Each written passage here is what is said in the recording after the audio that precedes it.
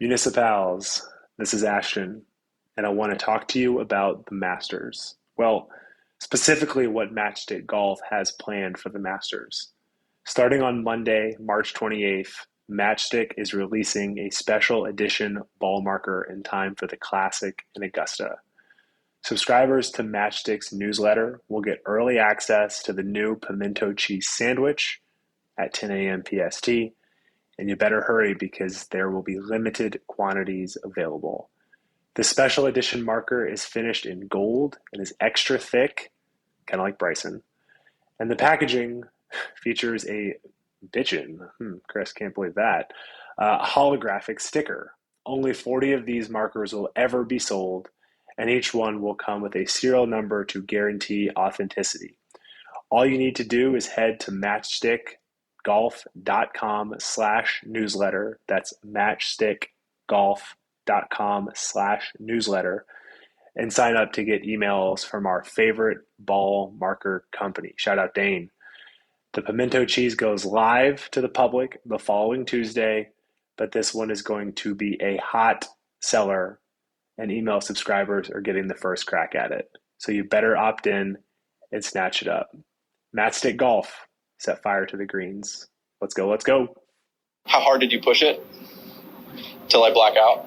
Yes. Numerous times, yes.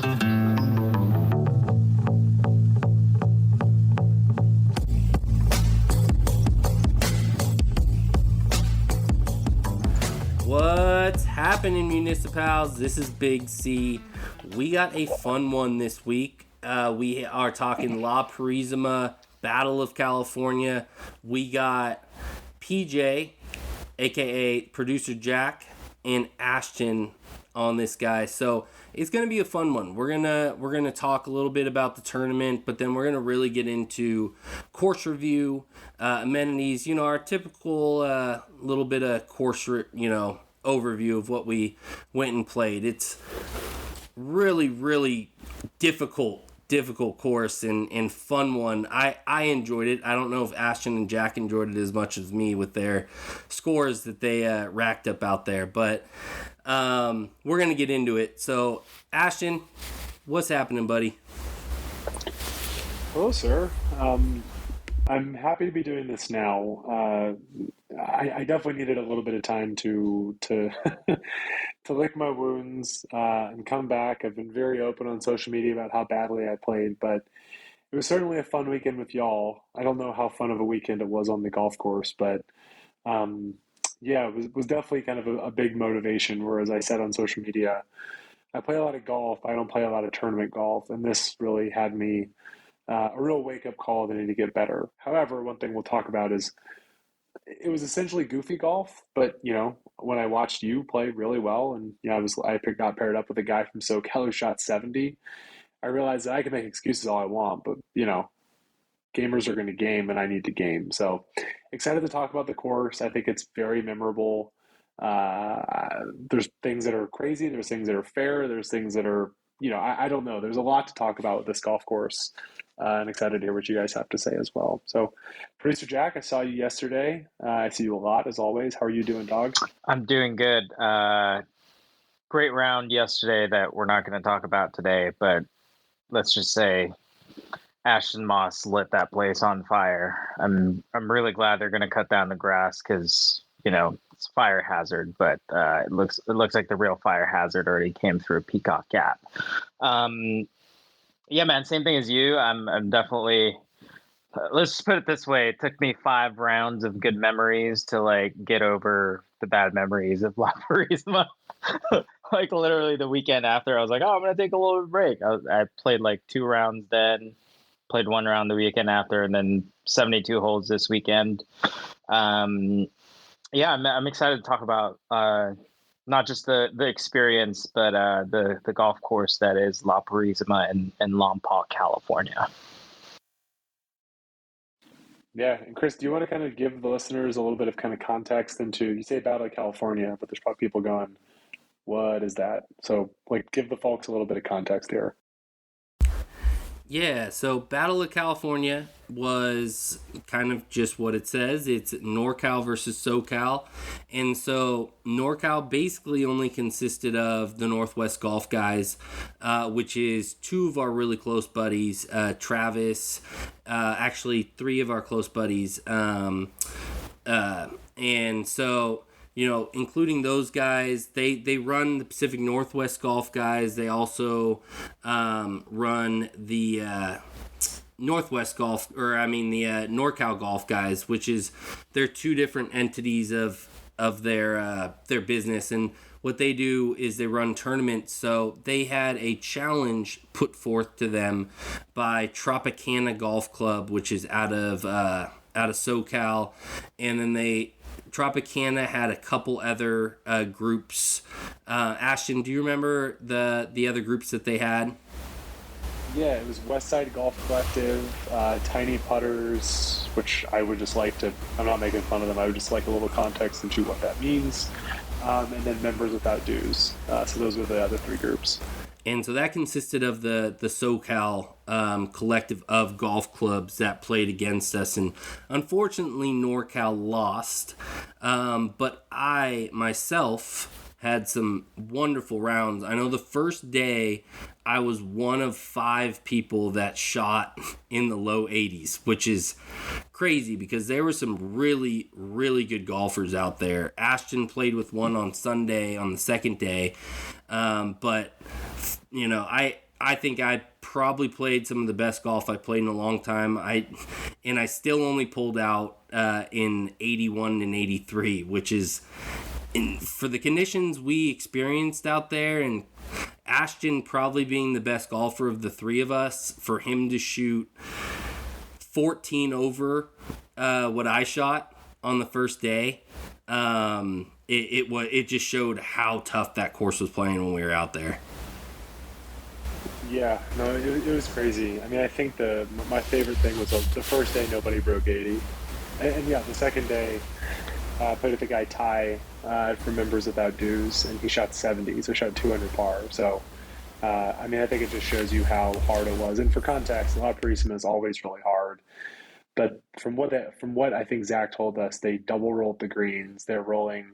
I don't want to make up some number, but I think he said 13, right? I mean, people are going to be like, it wasn't that fast. Like, no, they were that fast. Like, I believe it was 13, and they also, La Purisima is famous for hosting the Impossible Open, which what that is people go out there, and if they shoot, I think it's over 2 days, and if they shoot their handicap, they get to collect the whole pot. And Ty told me that 4 years in a row, nobody's taking the money. So it's just a crazy thing to think about. And Zach said that they set up the course harder than the Impossible Open. So yeah, I mean, I sort of take pride in the fact that I can't tell you the last time I shot in the 90s, and I don't even remember. I think I went 91, 93. I don't know. Both in the 90s, and just barfed all over myself. I mean, I started off by launching one OB and making a 9, and then 3-putting and making a 9 on number 1. So, yeah, I mean, it was really fun to watch Chris both hit the ball as well as I've seen you hit it in a while, but also just scrambling your ass off, very Cam Smith style. With his thing, Cam Smith had 24 putts today. You weren't quite that, but you were pretty damn close. I would say he was Cam Smith, like, for sure. I was firsthand accounts of this legendary 81 on the Sunday of February 24th, the year of our Lord 2022. I'll just say he hit a stinger on, albeit an accidental stinger, during one of the holes that we played that Sunday. But it was amazing, and actually, I think I'm gonna put that up on Instagram as this podcast comes out. Yeah, just for context, flat putt about 10 feet. I had to putt it to like 6 inches, and it'll get to the hole. Like, that's how fast those greens were rolling. Like, I literally, like, I was pacing out putts and like seeing how far I had to leave them on the practice screen, and one of them was like just flat 10-foot putt. I'd putt it to 6 inches in front of me, and it'll get to the hole, which was I think there's only one other set of greens that I've ever played like that, and it's Calif's practice green, which they always in the summers, for some reason, it does feel like it's double rolled. And from what I've heard, like they do double roll it sometimes just to mess around with people. But like those greens were basically glass over the weekend. So it was definitely tough. And Ashton, that Impossible Open you're talking about, actually, I'm a sadomasochist, so I might go out and experience that at some point. Yeah, the first day I had 27 putts. Second day I had 25 putts. So I was unconscious with the putter. It was ridiculous. And like you were saying, like you had to leave it, almost 3-4 feet on the right or the left of the cup to have it drip in. Like there was no straight putts the entire time we played out there. And if you're not a good lag putter, Purisima is just going to destroy you. It's going to absolutely tear you fucking apart. And so I would say my strong suits are definitely 150 in, and also my putting. So, those are two things that you have to be 100% dialed at La Purisima. I mean, you can blow it off the tee a little bit more than you think on certain holes and still recover yourself and get yourself in a decent enough position to be able to approach. I would say mainly on the par fives, you can be a little bit more flexible of where you put it off the tee. There were some par fours where you just had to be strategic as shit, and you literally had to club down, hit an iron, hit a high lofted wood and just put it in play. But there were a lot of holes, especially the par fives. I think you had a very, open situation where you could get yourself in a little bit of trouble, and it gave you enough time to kind of recover. But yeah, short game and approach is everything, because if you're not putting the ball in the correct spot on the green from your approach, you're going to leave yourself with one of the most diabolical putts, or your ball's just not going to, it's going to hit the green and find its way off it somehow. Yeah, and we should say, because fortunately he didn't say this because I was going to call him scummy, but Chris actually won it's net, right? I get this wrong every time. Net? Yeah, so Chris won the net, which was awesome. I mean, again, it's one of those things like, whoa, okay, Jack, there you go. Thank you for that. It's one of those things that we'll talk about. I think about this a lot. The no laying up guys, when they go on their trips, they try to talk about courses. And one thing this is one of the first times I've really felt it. It really affects how you think about a course is how you play, right? Like I was trying so hard to be happy for Chris, and I was happy for him, but like I wanted to like apologize to y'all for how bad I had played. Like I just felt like I was so angry and I was so over it, and I wanted to go home so badly. But I'm like trying to give Chris a hug, and I'm like, yeah, can we just like get in the car and go home? Like, please. But Chris won, and I want to call that out. And I'm glad he didn't call that out because, like I said, that would have been scummy. So it was very trippy because I played with Chris on Saturday and he won the net. And then I played with Ty on Sunday and he won the gross. So everyone around me was playing well except for your boy who's over here just like, making nines on number one while Jimmy Tropicana smokes cigs in the background. So, but tip of the cap to you, Chris. And definitely a course I don't want to play every day, but a course I'm excited to play again at some point in the future. I know that's kind of a trope of like, it's a course I want to play every day. If you play there every day, I think you're probably amazing. You have a lot of institutional knowledge, but I would not let that place in my home track. Do y'all agree? Also, and for you two that love to walk, that is the most unwalkable golf course. I swear to God, it is so spread out and it is so undulating that if you're a walker and you live close to it, of course, you'd never play there. Yeah, I think the tee box to like green to tee placement is definitely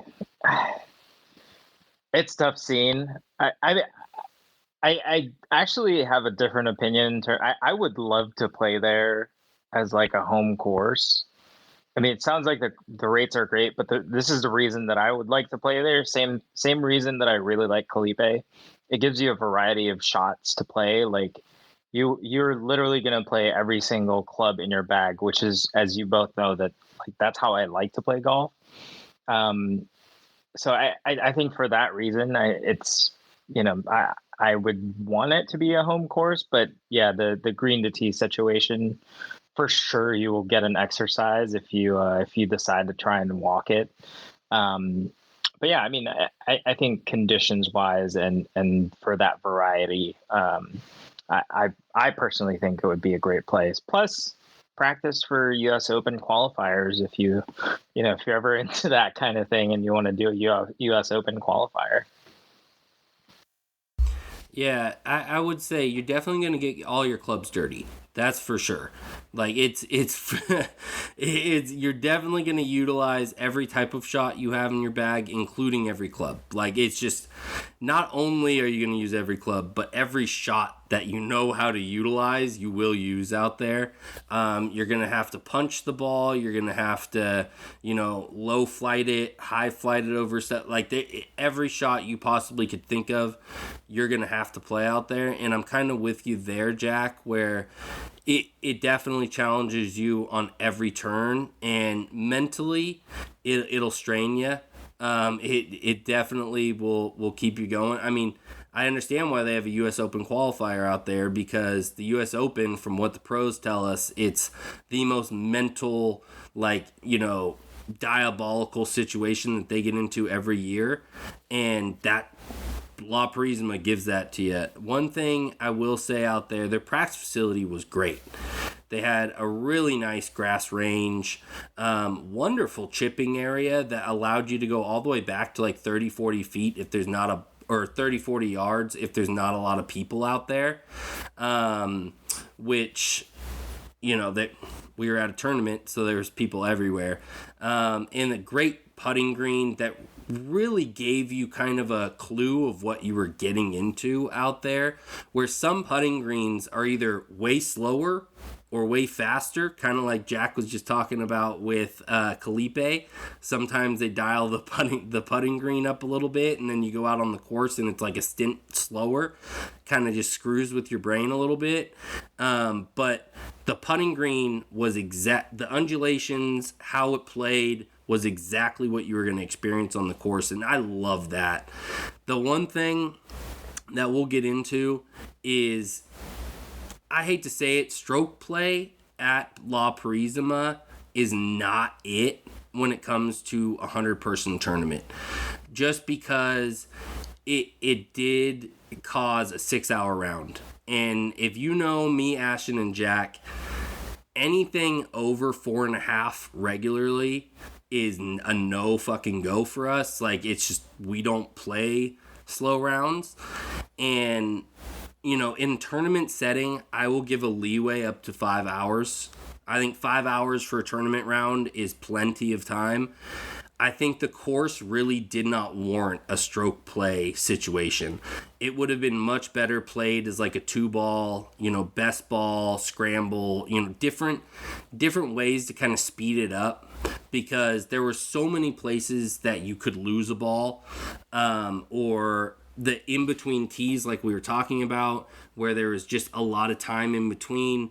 The layout of the course and kind of having the front nine end on a par 3 also didn't warrant it to be quick. It slowed up pace of play dramatically with that par 3 on 9. And so, they maybe if you rotated the routing and you had to start on 10 and then go to play the back 9, maybe that would have changed it, maybe. And that's me just guesstimating there. But big thing, with that is just pace of play was real rough out there, and I think it warranted more on the course than anything. Yeah. Yeah, well, the other thing too is, I mean, they were, how do I say this? Like, I'm not trying to make this about me, but this is a reference point. I'm a legit 6 handicap. I shot 94, right? Like that. What I'm saying is, like, there were people I looked on here who were, like 20 to 24 handicaps. And like, yes, I understand that for lower handicaps or people who have, higher handicaps, got you play up a tee. But as we've talked about a bunch, skill level doesn't always correlate to distance, right? Jack is a 9 handicap, but Jack hits it way farther than most people, right? So it doesn't correlate that way. And the big thing is, as you said, Chris, is like the reason La Purisima is so hard is because the whole thing is hard, right? It's hard off the tee, it's hard approach, and then it's hard around the green. So like I don't care if you're putting someone a 25 handicap, every hole is 250 yards, they're going to just like eject themselves on the green because it was too hard. So I'm not saying it should have been a tournament that was just meant for like air quotes really good golfers because I'm a 6 handicap who shot 94. But I think the other thing too is just like because to your point it was stroke play with such a diversity of handicaps, that just doesn't condone itself to playing quickly at all. We were playing hitting cups, we were playing everything. And, there's a lot of time where hit it out of play. Is it a red stake? Is it a white stake? There's also, I'm not drive-by shooting into anybody individually because I didn't see this, but I heard many people talk about how people didn't know what a white stake was, didn't know the rule where you could do stroke and distance and drop into your fourth shots. You have people arguing about what a white stake is in the middle of the fucking fairway. That's all just going to take a bunch of time. So not, to be clear, not the tournament organizer's fault at all. I mean, I don't think there's anything they could have done any differently, but I think to your point, being really mindful of pairings and doing a two-person best ball where it's like, cool, I launched off the planet and, I'm just going to ride this hole and we're going to make a 5 and I'm not going to have to card an embarrassing 9 like I did multiple times. And also, too, the other things, it would have felt more like a team, because I was trying not to, but I was locked in my tiny brain of like, you're about to shoot 100. You're about to shoot 100. And it didn't feel good. I'm not going to lie to you. I was all, my hands are all sweaty on a 3-footer because it's like, cool, I'm going to miss this in 6-jack and shoot a 105. And that just doesn't feel good. So again, enough about my like pedestal about playing, but I just think the way it was set up, my guess is they have a lot of learnings about making more of a team format or a different golf course but it was just a perfect storm, right? Of really hard golf course. You need a lot of institutional knowledge, set up wicked hard. Shout out to Boston. I don't know why I said that. I don't like Boston at all. I don't know. It was really fun to be able to putt on greens like that, but also it wasn't fun when I missed the 3-footer and on the first hole, and it's like, oh, this is what today's going to be like. So the amenities at La Purisima, in my opinion, were very much lacking. They're really? for how good. That's not what I expected you to say. Yeah, so for me, they had a very slim pickings in the grill. Caught off guard. I'm sorry. I'm caught off guard, Big Chris. Go ahead, man. Butterflied the hot dogs. You know me.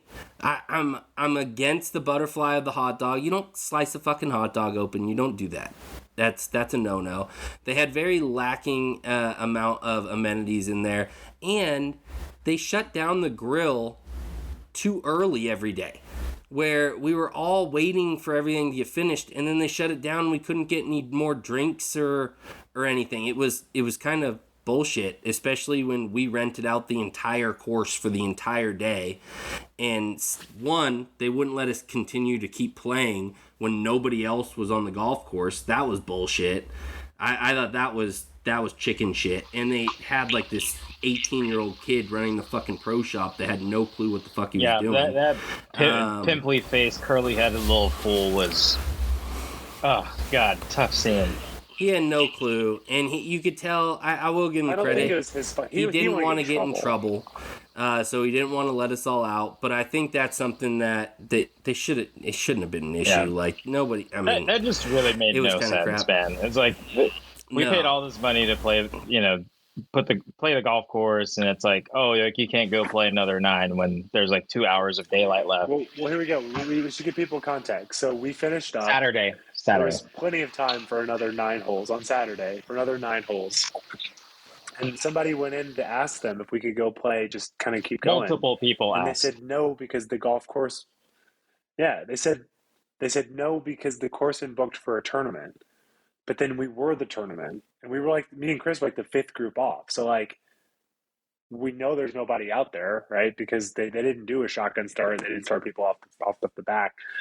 So yeah, it was a bit disappointing. But then to your point, Chris, another point, I drank a couple beers pretty quickly, feeling pretty good, trying to forget my 90. And it's like 5:15 and it's closed. So I mean, I guess actually I think the hard part is, take a quick step back. The clubhouse and the setting is beautiful. They have a Yes. very iconic looking clubhouse. It's very impressive. It's got like terracotta. It's like white, not stucco, but it's like white stone. It looks It's a like very beautiful it looks like the clubhouse. Catholic missions of Yes. California. It's beautiful. Yeah. Yeah. And when you walk in through this beautiful arch. So I guess yes. Yeah. They can't shut down the close. They got to let us back out. They can't shut off the beer at 5 o'clock. They can't fillet a hot dog. So yes, that is a bit of a tough and scene. how sick their logo is for the shitty different types of offerings that they had in the pro shop. Me and Ashton both wanted to buy merch, but we went in there and I mean, it was just your generic ass merch that they had, basic fucking Adidas and Nike polos with their logo on it, and basic Hudson hats with the logo on it that I've seen at 50 other golf courses, and didn't have great ball markers, which I think that's what we ended up getting, which was probably the best of all the options that they had. The ball markers were okay. On but Saturday, they were just out. They didn't have, they had a bunch more, but they air quotes sold out. And then they randomly came back when Ashton went in there to look for stuff. The lady goes, we had a bunch, we just forgot to put them out. And I was like, that's just like, you're losing $8 on everybody if you're not going to put that out. Yeah, and the amenities are just lacking in all around when it came to pro shop stuff. Thank you for saying that, Chris. I was going to improperly give them credit they didn't deserve. Yeah, it's just lacking in those things. I think if you're more of a destination course, which they have a house that you can rent on the golf course, like one of the SoCal groups actually rented the house out that you could stay at. So it's meant to be kind of a destination course that people come and play, like they're holding that Impossible tournament, all those type of things. You should kill it with the fucking merch. Like, you're losing a lot of money in that. Like, people come to play this course from SoCal, NorCal. It's the perfect median, to meet both of those demographics of golfers. And for you not to have, merch like Sandpiper and Monarch and some of these other courses that are in the, middle of California, you're fucking missing out. Yeah, that, like, all talking about that and like kind of trying to remember everything, like it makes a little bit of sense to me that they have this like really great golf course, but I think like just like that business management side of it is really lacking. Like, I think when we finished on Saturday, I'm pretty sure we finished around like 2 or 3, and like the bar and grill was already shutting down and not selling any more food at that time. And I'm like, bro, you have over 100 people still here. Like, you're losing a lot of money. I think if I remember it correctly, like at least 30 people that had finished were kind of hanging around for a while and like doing putting games. And like, dude, that's how many hundreds of dollars of food that's like out the window for your business, right? And it, for a course like you guys were saying, that's kind of almost a destination course. Like that's kind of hard to think about and hard to see, because like you're losing so much money, and then when if they close in the future, like because they're not making enough money, like stuff like that's kind of really simple to do, like just making sure your merch is stocked, making sure that food's open for people to go buy food at. Like that's just a little hard to see from the kind of like that business and amenities side of it. Well, and if I was a tournament director that worked at La Purisima, I would have an included price. I don't think anyone would have snuffed if they had the rate an extra $15 or $20 and it included beer and hot dogs. Like, if I was a tournament director, I would include that in the price of what I charge them to run a tournament out there, and then have them just like shut down the grill. offer anything besides like hamburger and burgers and have like an ice chest full of fucking Coors Light and like, you know, cheaper beer, that it's just free run until it runs out. That's how I would do it as tournament director, because you're guaranteed the money and you're guaranteed, your staffing. You're paying all of that up front when people are paying to come out and do the tournament. Kind of like Soul Park's doing with us. When we're doing our cookout down at Soul Park, the drinks and food are included with the price that we're charging everybody to come play at our tournament. And that's the way, you can guarantee that stuff to kind of stay open. Well, that's because we also included that. No, I was going to say, like, I'm going to pat myself on the back. Like, that's because I've been in dialogue with the food and beverage lady. But I think you're right, Chris. I mean, the big difference is we have 24 fucking people. That's not a bunch of people. 100 people is a size and scope that's completely different. And to your point, yeah, just hot dogs and hamburgers going all day. And it's like, every time you swing by, you can grab 2 Coors Lights, right? It's like, cool. Everyone would be cool with that. It helps with pace of play. Because I know, like, I was getting antsy, like, when we made the turn, you needed a hot dog. And I was like, I literally came in. I was going to yell at you, but I'm like, dog, we got to go. Like, we got to go. Like, the guys in our group have already hit and are about to hit. So it also messed with pace of play because people needed to grab some food and nothing was ready. Tough scene to have the only place you can grab food off of 18 instead of anywhere near where 10 was. Nowhere near 9. It's nowhere near 9 or 10. You got to come all the way back into the clubhouse, then go in and buy stuff, and then come back out all the way back to 10, which is on the other side of the putting green, the first tee box, and 18. So it's nowhere near where it should be. Yeah.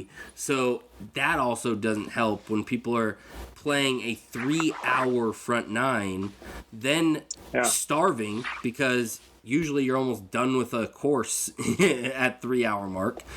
You want something to eat, you want something to drink to keep your energy up to get through another 3-hour nine. So it's one of those things, but we've drive-by shot that a little bit too much, I guess. But let's get into kind of our favorite holes. So Ashton, you started off. What was your favorite hole out at La Purisima? Yeah, and then we should circle back to, because we played in tournament, we should also circle back to rates for people, talk about affordability, and we should talk about condition, because I think I just have some things that I want to call out to people. I think my favorite hole was number 4. Number 4 is if you hit a really good drive, essentially a drivable par 4. Basically how it works is the tee and the tee is elevated and it's the same height as the green. There it goes down and then kind of back up. You can basically just hit a 6-iron and have a 9-iron in. You can hit a hybrid and have a wedge in, or you can, for me, hit a cut. For y'all, hit a little draw, or just take it over this body of water and hit it up by the green. At the guy I played with, Ty, who shot 70, he hit this perfect drive right in the neck in between the 2 bunkers, chipped it on and made birdie. And I was like, oh, well, that's how you're supposed to do it if you can hit that shot, a 290-yard drive right there. But I just really like that hole. I will say the issue is that's another pace and play killer, because you come off a par 3 over water with a really hard green followed by a drivable par 4, just back-breaking from a pace and play perspective. But I really, really liked 4 and kind of again, we talked about short par 4s, then lots of different options, hitting lots of different shots, and also a really interesting green. I think day 1, they put the green, there's 2 tiers. They put the pin right at the top. And oh my God, that was the greasiest, slickest putt I've ever had. I hit those up there and I basically just tapped it and just playing defense the whole time. And again, one thing La Purisima does really well is, really, really, really having you hit it below the hole and thinking about where you're landing your approach shots. And that hole does it better than just about anything. So there are other great ones out there, a lot of memorable holes out there, some stupid holes as well. I think there's some very stupid holes, but that one really stuck out to me. What about you, J-Lo? Because he texts away over there. Mine is actually the par 5 that I don't think either one of you liked, which was number 15. One, because it shapes my shot shape. Well, at least the shot shape that I used to have right before this whole driver issue started happening the last couple of rounds. But I digress. Two, it's a par 5 that like takes driver out of your hand. Like just think about that. Like let's say maybe I would venture to say 100% of the par 5s that I've played, and granted I've only been playing since 2017, 100% of par 5s I've ever played besides this one, you have to take driver, right? But this par 5 literally takes driver out of your hand, and it forces you to hit a draw to the left side. And then your second shot is like, was it OB right? It wasn't hazard right. I think it was OB right. Very skinny green, slopes left to right, that goes down to, a bunker, and then even more OB on the right hand side. So just one, it was just super. It was Jack. It was red stakes. Red stake, yeah. So it was red stakes on the ravine, okay. And then there wasn't white stakes. But like I hit it up there in the bushes, and it's just like a lost ball, so it's effectively OB. So It's basically OB left, and that's kind of a good point about La Purisima. It's a lot of one side is OB, one side is hazard, and you're just like, okay, like when you lose your golf swing in the middle of a tournament. Yeah. It just makes it feel really. There's no bailouts. There's really no bailouts at La Purisima. That's what makes it so hard. Yeah, or if you're. Sorry. Yeah, no worries. Or we'll go back to this later, but I think if you like you have to have like one swing that you can try to like you can either be really good at shaping shots there, or like have a safety shot to be able to get around the golf course. But yeah, 15 was one. I really thought that it was fascinating that it was I didn't even realize it till after the first round. After we played the hole on the first round, that it was a par 5. I thought it was a par 4 for some reason, but it's a par 5 that like takes off driver from your hand. But I think you still have a chance to score there, because I mean, I had the second round with Big Chris where he hit a stinger over the ravine. Like that was the other thing. Like it was one of my favorites, because I saw Big Chris, like, and we're not drive-by shooting Big Chris, because we've been crapping on him for this at him about this for a while. Like he'll sometimes hit really high shots. That's the only time I've ever seen Big Chris hit a stinger, and it was phenomenal. Over a ravine. Yeah, it's just like you can still score. Like him and I both I think we had pretty good, decent looks at birdie after like, really good approach shots onto the green. Like you had like 150 or something like that. Like yours landed short and then hopped up to the right tier. And then I had, I think 115 in, hit a gap wedge on there and had like 12 feet. So it's like, it's a really challenging hole, really different from something that you'll usually see, but then it's still kind of scoreable if you play the hole the right way. No, I mean, and I played it really well because I learned from my first time playing it with Ashton. So the way I played it the first day was I hit 3 wood, because you got the ravine on the left, you've got OB on the right, and you just kind of got to pop one out there. And so it kind of has like a separation ravine with rough that separates 2 different fairways. And so you kind of just want to pop one out there so that you have a good look into the second fairway and kind of cut over this canyon ravine on the right hand side. So the first day I popped a 3 wood out there, and then I absolutely pushed the horrible hook, like pushy hook. I don't even know what it was. It was dog shit shot, and I ended up hitting a bush and then rolling down past the cart path right below it. And then I might have had one of my best shots of the day. I hit a punch 5-iron over onto the hill on the left side of the green, which then funneled down. It was a push hook. It was a draw. Like, it was horrible all the way onto the left-hand side. It was dog shit. And so I did that punch 5-iron onto the hill on the left, which trickled to about 5 feet when I played at Ashton and I parred it. And I mean, I saved my ass on that par 5 because that could have turned into a 7 real quick. And so, you know, it with La Purisima, it's a little bit of luck that you got to have while you're out there too, because as Jack and Ashton can both, you know, contest with like the way I played, there was some luck in some of the shots that I hit. Like I, you know, I'm still an amateur golfer. I'm with everybody, but like some of these shots just ended up turning out well. And I know there was on the first par 3 on the back 9. I think it 11? 13. 13. No, I apologize. The first par 3 on the front 9. I think that is 3 or 4? 3. I was playing with Jack, and I hit a horrible little, like, skimpy fade. Like, it was almost like a bladey fade, and it just came around, landed on the green, had so much spin that brought it sideways, and I was inches from the hole. And then this shows you how diabolical these fucking greens were. It couldn't have been more than a foot. I missed the putt and I parred it. Yeah, he missed like a really short like tap in, and it wasn't his fault. Like, it was literally like.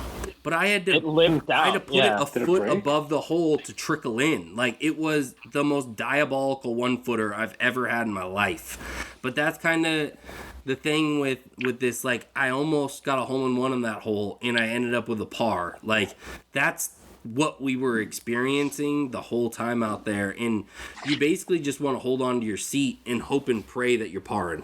Like, that's really all you can hope for out there.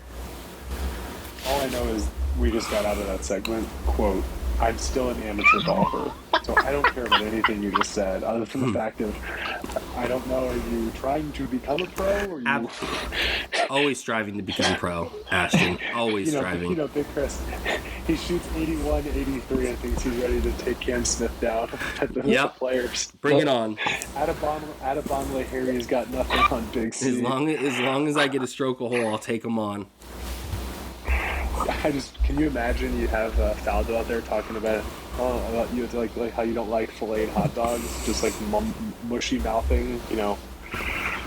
Oh God. Okay, Big Chris, tell us about your favorite hole. Sorry, I just love that you said I'm still an amateur golfer. My favorite hole out of everything we played was number 11. So, as anybody that's listened to any of our pods in the past, I love a short par 4.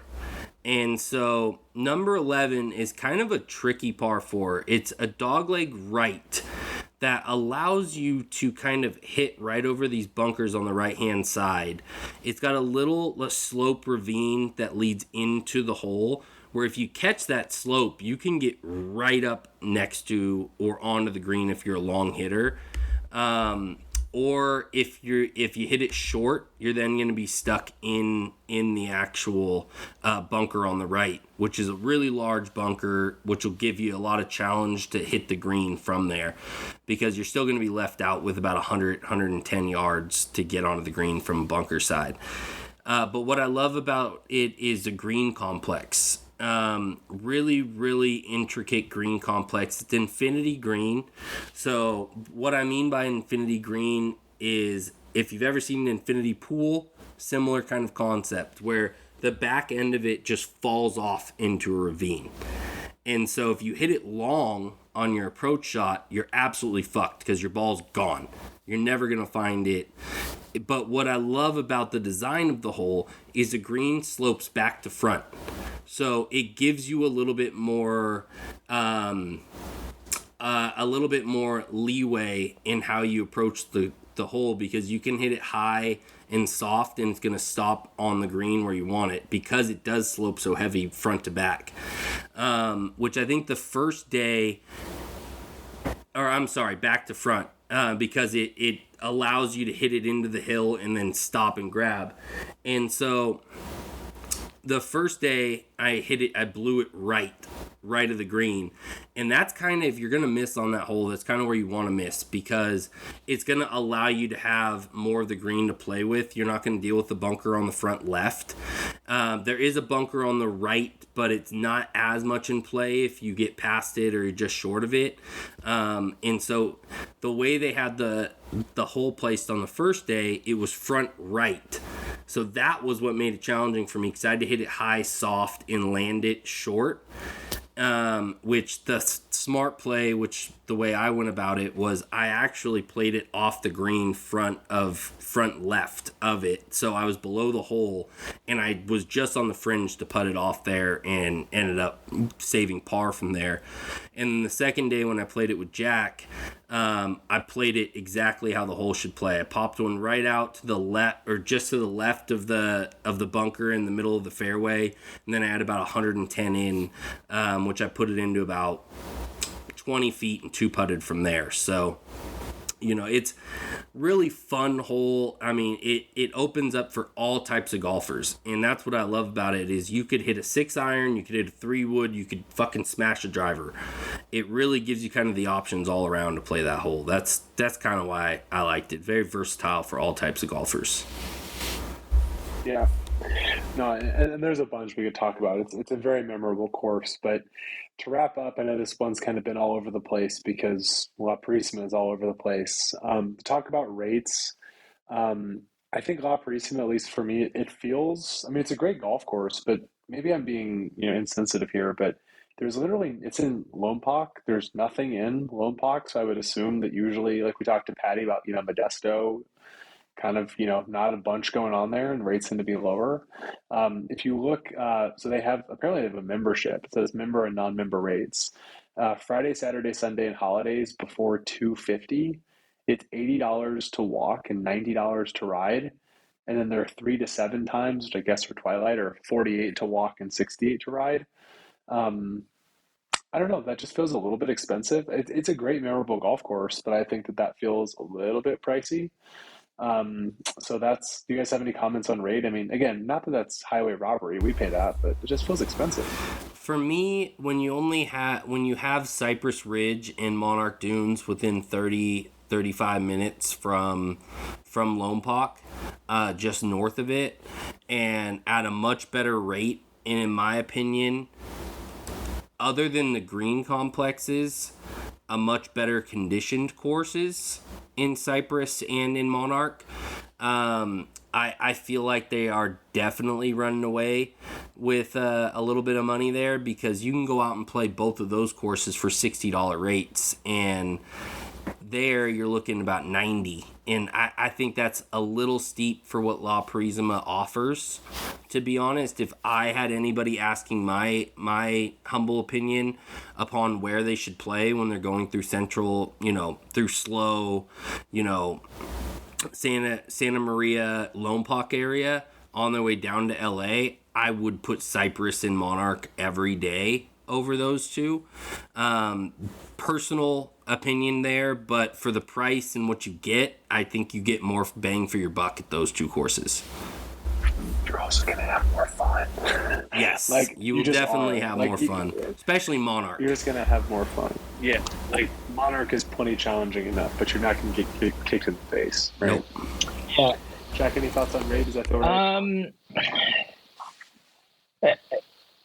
It does. I think. I mean, it looks like it's like $80 to walk, right? $80 to walk, $100 to ride. The only thing that because we were looking this up, like the psychos that we thought we were gonna get out by 1 and go play somewhere else at Cypress or one of the other courses around there.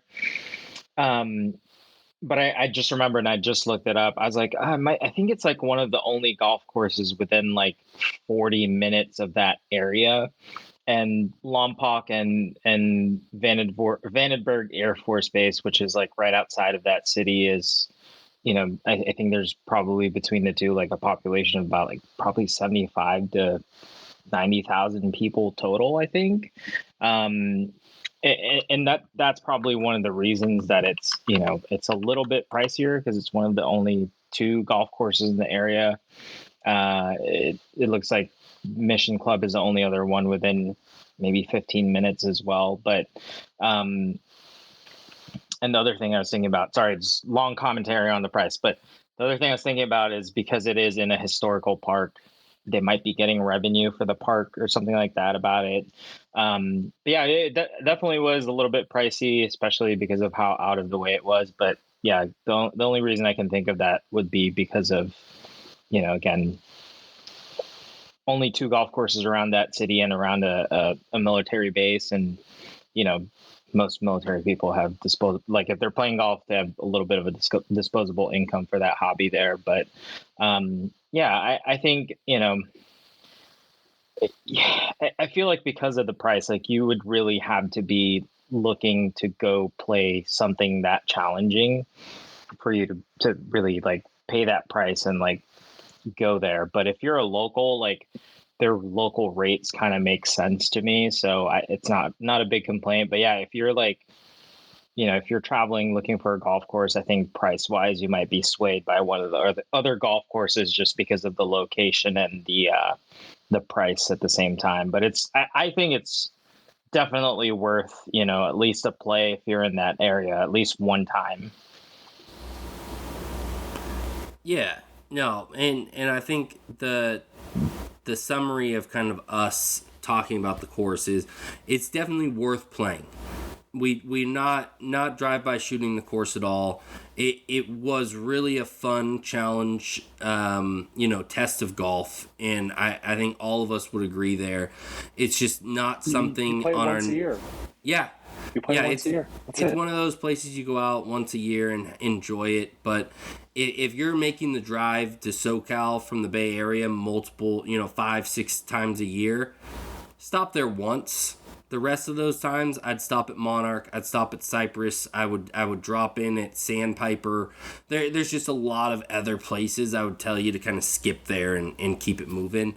But again, great course. The one thing I would say, outside of the greens and bunkering, it was hit and miss with the conditions of the course. You took my take.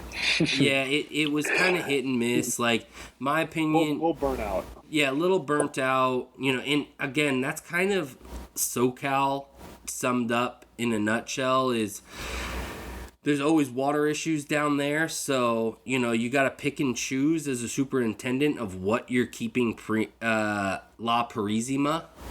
And so they're sorry, did you just make a pun? I did. It was really good. I just, it's like skipped over my head for a second there. Yeah, if you got to pick and choose what's La Purisima about the course, they definitely chose the bunkering and the greens, and which we're, to be clear, we're supportive of that. I mean, and again, but if that's where you're focusing and you have just those parts that are dialed up to a 9-10, the rates should show that, because for a $90 to $100 rate, the entire course should be in very good condition. And that's kind of what you get at Sandpiper. From tee to green, fantastic. For $100, done. All day, every day. Tee to green, fantastic. Bayonet Black Horse, Monterey. Tee to green, fantastic. $120 rate to go out there and play. Worth it every fucking time. So that's why when you're approaching the $100 rate, it just needs to be dialed up just that much more. Yeah, I mean, one quick story I've told in the past briefly, but I'll just share very quickly here. One of my favorite courses I played in Georgia is a place called The Fields. I played there with Nick. I found out about it recently. Tron had talked about it before. It's in LaGrange, which, to be clear, I mean, you have LaGrange is like 2 hours from Atlanta. They have a great brewery, but there's no real reason to go to LaGrange unless Home you of want to live there. Mizuno Golf Club. Oh, there you go. Yeah, interesting. But I've heard Andy Johnson from the Fried Egg talk to the guy who owns that place, and he said that their focus is at 40 yards and in. And he actually said, he goes, look, we could make everything else as good as that. But he said, I've done the math. And what I'd probably have to do is during the week, raise the rate about $12 and probably raise the rate on weekends about 16. And he's like, LaGrange is not a super affluent town. And I know that people would rather just play on perfectly fine fairways as opposed to immaculate fairways. And I'm going to save people. They come out here a couple times a week. I'm going to save them, 25, $30, and they'd rather save that 25 or $30. And that's how we do it here. And I was like, that's such a refreshing take and also like interesting to think about. Right. But exactly as you're saying, Chris, sort of like, well, if you're going to charge 100, like I'm okay with burnout, but like the point is the owner is saying he's going to pass along the savings to the customer. And a lot of Purisima is not doing that. Again, I don't really care. Just go play it once, pay the $80 and don't think about it, or $100 because you can't walk it. It's going to be $100. But I just think about that take from the guy who owns the field saying, I could make the fairways as good, but I'm just going to save the average consumer $20. And I like thinking about it that way. A total side comment that I think worth sharing. Yeah, I like that that connection to that, because my take on some of the conditions, with relation to the rate, just think back to 10 for a second. So 10 is a pretty straightaway par 4, hazards on the left side, and then there's a big middle line bunker that it shares with 18. I feel like that hole you should be able to miss left a little bit and not be too penalized. But my playing partner on Saturday and the other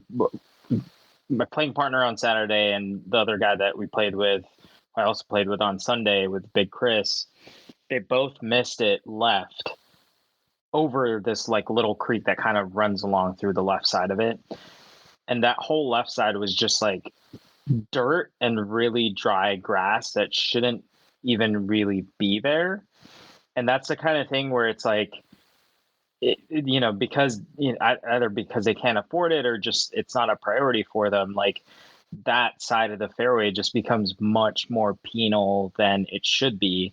And like you're paying this higher rate for it, like they're upkeeping the greens, upkeeping bunkering, but like it's just not making the experience and the conditions enjoyable, because like you're getting boned somewhere that you really shouldn't be. And there were multiple places, like I think for the most part, like the fairways were great, but there were more than 5 or 6 or even probably like 7 or 8 times that I can remember there were spots like that where it's a place that you shouldn't be that boned and lose your ball or be buried in sand because of the conditions.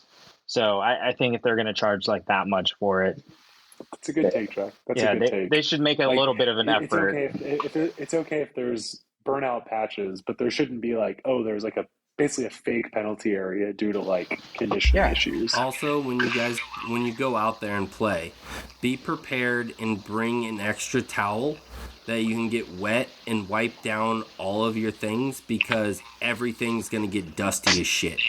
The one thing, if you're in charge $100 a round, have paved paths, like, or at least not just dirt paths everywhere. Like, fill it in with grass and just have people drive the fairways in the grass. Like, I don't care if you don't pave it, but like, at least not have it where like me and Ashton literally had to stay like 7 cart lengths behind the people in front of us because you were just getting pounded with dirt and dust into your face.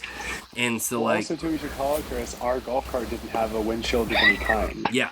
Like, you remember, that's why we were getting dusted, because there was none. There wasn't even like one you like could fold. I mean, it was like we didn't have anything on the front, so we were both ducking down as low as we could and still getting like a hacking up along. And your bag was just your bag would just get dusted. You should probably, like, for $100, you should probably have a fucking. Like, I literally had to hand clean my bag when I got home, and like the inside of my travel bag, because it was just like caked with dust.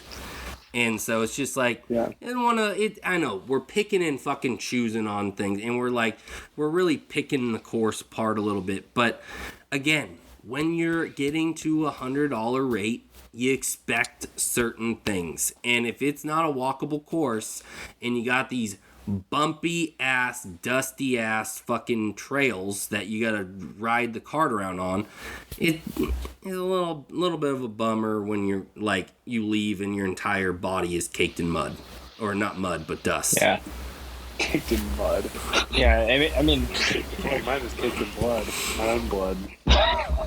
yeah, definitely. Thanks for calling that out, Big Chris. That's kind of like, if your green to tee travel time is going to be that, or just how far they are, like, just make it accessible. Like, it just, I don't think it's like, it didn't make it hard to get there, but it was like,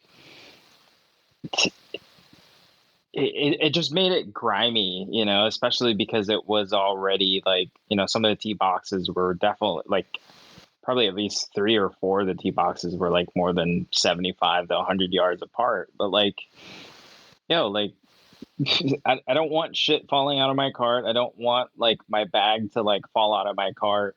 But also at the same time, it's like a safety issue, man. Like, you don't want people to like, fall into a ravine or something because your cart paths aren't done right, or there's a safety issue there. Like that's kind of the big conditions thing for me, is just the dirt roads and just the kind of the shittily paved paths. Well, and it doesn't dictate where people should be driving, so I'm not trying to drive by shoot anybody that was playing in the tournament, but some of the guys were driving right up on their fucking greens and, like, places that you shouldn't fucking take a golf cart, and that's kind of on La Purisima because they don't fucking have carts or paths kind of telling you where to go. So, like, your conditions would be a little bit better if people weren't driving their carts all over the fucking place into places they shouldn't be. And so that's kind of a little bit on you as well. And not having a marshal out there, kind of entices that on people playing as well. So, but yeah. So I think as a summary, I mean, it's interesting because now that we've talked about this, I joked that our podcast is like the low-key therapy session. Yeah, it's interesting, right? Like, it's a really unique course. There's a lot of interesting shots. The greens are amazing. The clubhouse is cool. The people are nice. There's a lot of issues now that we kind of talk about it, like, that make it like, this isn't like I've been lucky to play a lot of courses in California because of Newcrest, and it's worth playing once a year, but it's not one of those places where, like, it's super memorable in its own way. Like, it's memorable how hard it is. It's memorable how good the greens are. But I don't know that it's one of those places, like, selfishly, like, I'd rather play Sandpiper. Sandpiper at Twilight, you got better, you got the views, it's not as hard, the service is amazing, the food is really good. I think it's just kind of what you prefer in a golf course. I mean, Jack, I think we were kind of joking, not joking, like, you're a little bit of a masochist. Like, if you want to see how your game's doing and want to go get punched in the mouth, like, La Purisima is awesome. But yeah, I think talking about this has been helpful just because I think it's got more warts than I realized. Because, again, I was, like, blackout on my own, I was blackout on my play, honestly, but talking through it, I really liked it, but it definitely has some warts. And to your point, Chris, I think the tough part is $100 with warts is just a bit tougher, right? If it was $60, we'd probably feel differently. Not that we shouldn't play it, but it's been interesting talking about some of the flaws it has, because I totally forgot about the dirt cart paths. Like, it was definitely, like, I'm not a cart guy, but, like, it was, like, a little bit of, like, it looked like we were fucking, like, ATVing out there. Yeah. Really well, yeah, they should have all-terrain tires on those golf carts. This is, I swear, like, last comment on this stupid dirt paths and dirt areas. I was having trouble not having trouble the entire time, but, like, it was hard to drive back home, like, for 5 hours after, like, a whole day of just dirt being in your eyes. I think I dropped like 3 times before we ended up, driving, just so I could actually see the fucking road on the way back. But to your point, Ashton, about the conditions and stuff, but, like, this is what I struggle with. Like, I get why they have to charge that much. what I struggle with is besides it being a hard course, I don't see an identity for the golf course itself. Like, like Sandpiper, great views, pretty tough course, really great experience, like really kind of an elevated experience. Hashtag the players, hashtag Camp Smith. Trying to compare it to like other types of munis, right? Trying to compare it to Cypress, Cypress Ridge, Monarch Dunes, like they're munis, but they have a little bit better experience, subdivision golf, right? Like it has specific identities, those courses that I just mentioned. But like La Purisima, besides the fact that it's, it used to be a US Open qualifier, it's a really tough test for golf. I don't feel like it has really a good identity around it just because of those other things that we're talking about that we should expect from it. Like dirt paths, having windshields on your cart, things like that, having good amenities, like that kind of like lessens the experience a little bit, but also like it kind of doesn't, at least me, like it doesn't show a proper kind of like identity for what the golf course is trying to be or what it's, what it should be. Because I looked it up. It hasn't hosted a US Open since mid 2000s, but it also used to host the PGA Tour qualifier, but that hasn't been for a while now. So like, what's the golf course trying to be? Like, what's going to draw people to go actually play there besides it being a hard course, right? Yeah, and I know it wasn't the first choice of the Northwest or the NorCal golf guys with Zach and Travis. They really wanted to do Monarch, but there was some unforeseen circumstances that didn't allow us to utilize that course. So we ended up at La Purisima, and I think if those guys, I don't want to speak for them, but I think if anything next year when they do this all again, I 100% can put money on it that will not be the course chosen for the Battle of California next year, just because of kind of all of those things tied in there. And I think they'll probably work out, Cypress Ridge, Monarch Dunes, Sandpiper, something that's a little bit, maybe Morro Bay, something that's a little bit, more identified, a little bit different than what we all experienced there. So, you live and you learn when you throw tournaments, and for a course that kind of was unfamiliar across the board for SoCal and NorCal people, I think it was kind of an eye-opening experience out there, especially tournament play. So you'll probably see a change there, but again, check it out, play it once. Get your fucking teeth kicked in, or have a round of your life. Either way, it's an experience, and you're gonna enjoy the course. I mean, we've definitely badmouthed it a little bit, but I don't want to deter anybody from giving it a shot. We're just being honest, right? Yeah. Chris, isn't that what you do? Just being honest. Just being honest. No, but seriously, Chris, excellent playing, man. And also, too, this is a great time to say thank you to the organizers. Especially shout out Travis and Zach. They're like family. They were a great tournament, and appreciate them as friends, and for, again, kind of coordinating, because like we've talked about, we're trying to coordinate a tournament with 24 people, and it takes a whole lot of work. Trying to multiply that times 4, I can't even imagine the size and scope of how long this took. So love doing this with you guys. I know many more trips to come, but Producer Jack, thank you for joining this week, and may your irons always be the right specifications. Yeah, just sorry, one thing to add to what you said, Ashton. Zach and Travis did a great job with the organizing. I staying with them at the house was great. Also met some great new friends, new people to go out and play with as well. So shout out Giles. Shout out to a bunch of other people that we met. Yeah, it was a great time. And shout out to Nate's RV, by the way. That was a great experience. But What a mobile golf living space. I mean, that dude takes it everywhere to all different golf courses. It's such a awesome little thing he's got going. Yeah, I'd buy one.